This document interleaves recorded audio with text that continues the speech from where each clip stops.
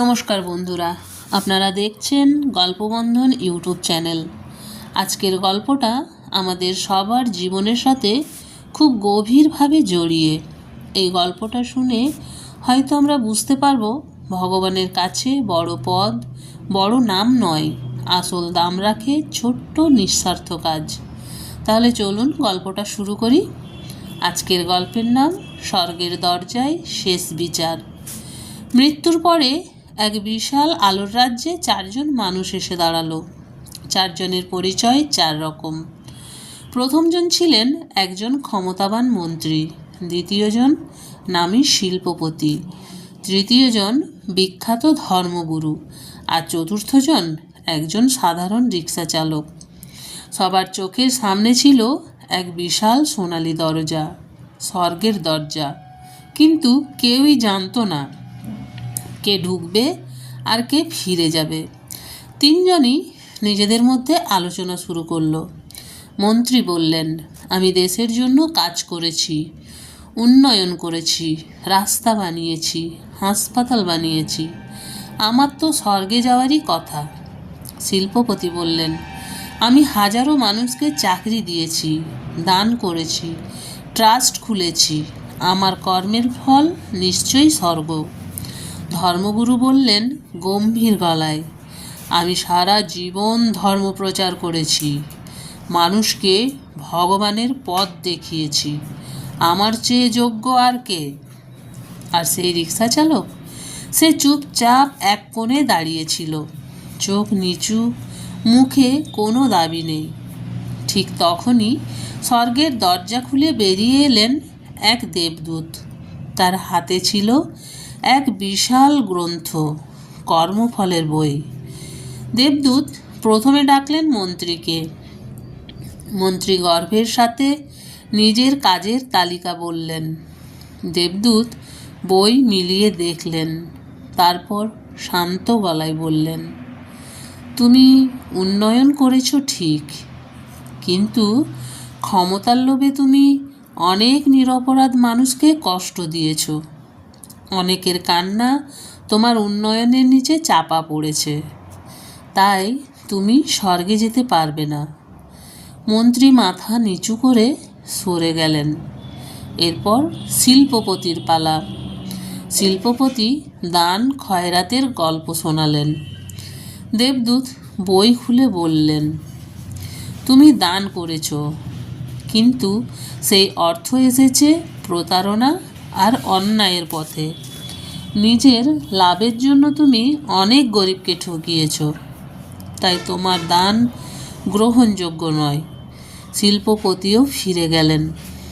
এরপর ধর্মগুরু এগিয়ে এলেন। দেবদূত বই দেখে বললেন, তুমি ধর্মের কথা বলেছ, কিন্তু নিজে কখনো করুণা, ক্ষমা আর ভালোবাসা পালন করনি। তোমার ভক্তি ছিল লোক দেখানো, তাই তুমিও স্বর্গে যেতে পারবে না। ধর্মগুরু হতভম্ব হয়ে দাঁড়িয়ে রইলেন। এবার দেবদূত রিক্সা চালকের দিকে তাকালেন, বললেন, তুমি কি ভালো কাজ করেছো? রিক্সা চালক কাঁপা গলায় বলল, প্রভু, আমি কোনো বড় কাজ করিনি। দিনভর খেটে যা পেতাম তা দিয়ে স্ত্রী সন্তানের পেট চালাতাম, বুড়ো মাকে সময় মতো ওষুধ দিতাম, কারো উপকার করার ক্ষমতা আমার ছিল না। দেবদূত বললেন, ভেবে দেখো, সত্যিই কিছু করনি? রিক্সা চালক একটু ভেবে বলল, একদিন রাতে খুব বৃষ্টি হচ্ছিল, আমি খুব ক্লান্ত ছিলাম। রাস্তার পাশে এক বৃদ্ধ ভিখারি কাঁপছিল, আমার কাছে থাকা শেষ কম্বলটা তাকে দিয়ে দিয়েছিলাম। সেই রাতে আমি বৃষ্টিতে ভিজেই বাড়ি ফিরেছিলাম। দেবদূত বই খুলে মৃদু হাসলেন, বললেন, এই একটি কাজই তোমার সব কর্মের ঊর্ধ্বে, কারণ তুমি যা দিয়েছিলে তা তোমার প্রয়োজনের ছিল, অতিরিক্ত নয়। দেবদূত সম্মানের সাথে স্বর্গের দরজা খুলে দিলেন। রিক্সা চালক অবাক হয়ে তাকিয়ে বলল, প্রভু, আমি কি সত্যি যোগ্য? দেবদূত উত্তর দিলেন, তুমি স্বর্গে যেতে পারো।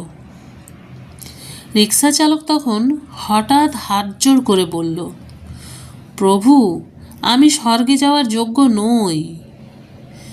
আমি শুধু একবার উকি দিয়ে স্বর্গটা দেখতে চাই। দেবদূত অবাক হয়ে জিজ্ঞাসা করলেন, কেন কেন স্বর্গে ঢুকতে চাও না? রিক্সা চালকের চোখ ভিজে উঠল। সে ধীরে ধীরে বলল, প্রভু, আমি সারা জীবন শুধু অন্যদের স্বপ্ন টেনেছি, আমার নিজের কোনো স্বপ্ন ছিল না।